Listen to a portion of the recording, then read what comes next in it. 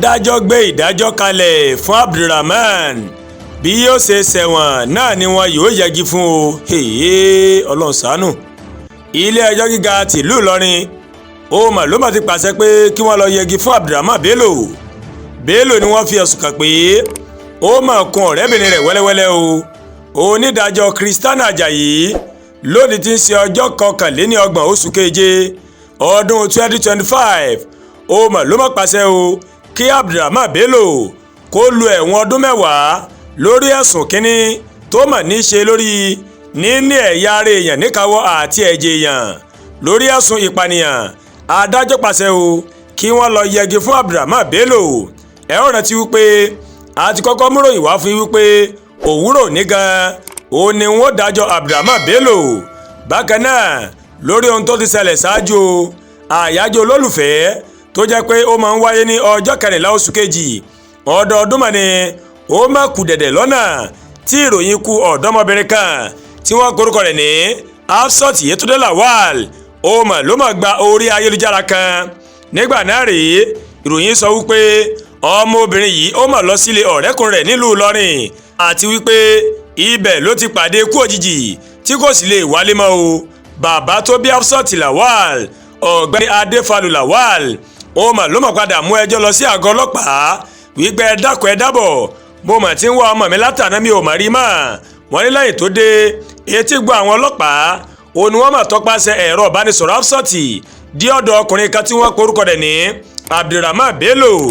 Ọlọ́pàá tó mà sojú ìjọba tó sì jẹ́ ẹlẹ́rìí kejì ló mà sọ̀rọ̀ ní kóòtù tó sì ṣàlàyé wípé ní ọjọ́ 10 oṣù kejì ọdún 2025 ní ọkùnrin kan tí wọ́n porúkọ rẹ̀ ní Adéfalù Lawal ló mà fi tó àwọn ọlọ́pàá létí ní àgọ́ ọlọ́pàá tó wà ní ọjọ́ ọba nílùú Ìlọrin wípé ó máa ń wá ọmọ òun o tí orúkọ rẹ̀ ń jẹ́ Hafsat Lawal tó jáde tí kò sì padà wálé mọ́ o. Ó wá fi kọ̀rọ̀ rẹ̀ wípé àwọn tọpasẹ̀ ẹ̀rọ ìbánisọ̀rọ̀ Hafsat dé ọ̀dọ̀ Abdulrahman nítorí pé ló mà pè kẹ́yìn lọ́jọ́ 14 oṣù kejì ńlọ́wọ́ mà tẹ ọkùnrin kan tí wọ́n porúkọ rẹ̀ ní Abdulrahman Bello lágbègbè ìsàlẹ̀ kòtò nílùú Ìlọrin o. Ó ní Abdulrahman mú àwọn ọlọ́pàá lọ sí ilé rẹ̀ ní ọjọ́ 15 oṣù kejì. Ọlọ́pàá náà wá fi kọ̀rọ̀ rẹ̀ wípé ojú ọ̀nà ọ̀fọ̀ garage làwọn mà dé tí Abdulrahman Bello tó fi jáwọ́ pé ẹ jẹ́ ń jẹ́wọ́ mo ti pa Hafsat Lawal ṣùgbọ́n tẹ́ ẹ bá bò mí láṣìírí o tẹ́ ẹ sọ fẹ́ni kankan màá fún yín ní owó rìbá. Ọlọ́pàá náà ló ṣàlàyé bẹ́ẹ̀. Ọlọ́pàá ní nígbà ìgbẹ́yìn o àwọn mà dé ilé Abdulrahman Bello. Nígbà táwọn débẹ̀ àwọn bá àdá ní ilé rẹ̀ tó jẹ́ pé ẹ̀jẹ̀ ń bẹ lára rẹ̀ bẹ́ẹ̀ làwọn rí ọ̀bẹ o àwọn rí rọ́bà tí ó máa rọ ẹ̀jẹ̀ sí àti ike ọ̀dà kan tó jẹ́ pé ọwọ́ méjèèjì Hafsat ló mà wà tí wọ́n ti da ògógóró sí lára o. Ó sì jẹ́wọ́ pé òun mà pa ni láti fi ṣe ètùtù ọlà.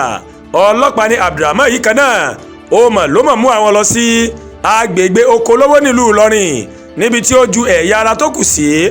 Ní báyìí adájọ́ Christiana Ajayi ní gbogbo àwọn ẹ̀rí tó wà níwájú òun ó fi hàn wípé Abdulrahman rèé má jẹ̀bi ẹ̀sùn tí wọ́n fi kàn án.